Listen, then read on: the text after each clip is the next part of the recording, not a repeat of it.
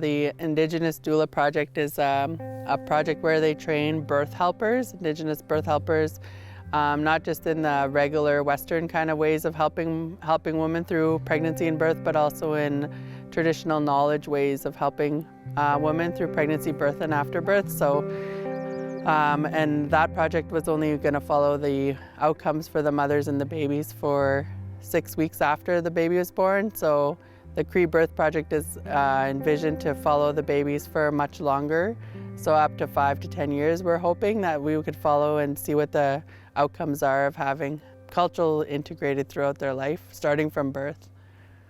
There's very limited programs or structured programs that are based on our Cree ways, and there's no resourcing for that, there's no support for that. So a lot of the work is done voluntarily. It's done piecemeal where women are willing to volunteer their time to do that work, and where we can bring the grandmothers in to provide those teachings.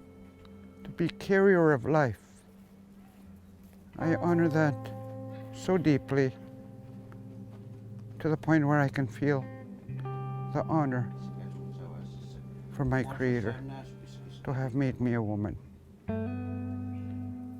and to also be able to be of help, to be a helper to the young mothers and to the babies that are going to be coming into our world, and to greet them and to make sure that they're nurtured and loved in every which way possible.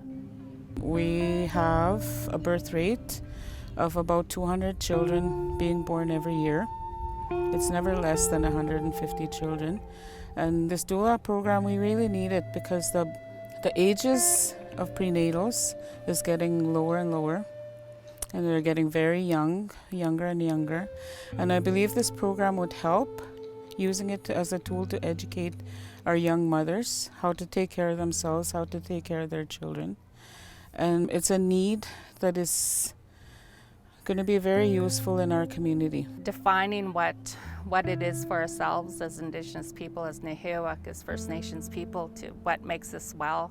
It's really those strength-based indicators of well-being, and shifting the focus of research away from a deficit approach, a disease-focused and illness-focused way of doing things, to really bring back what makes us strong, what makes us well, what grounds us, and is ultimately going to sustain us, and what has sustained us since time immemorial as Nehiyawak people, and as Anishinaabe people, as the Dene people, as the Dakota people, and the OG Cree people.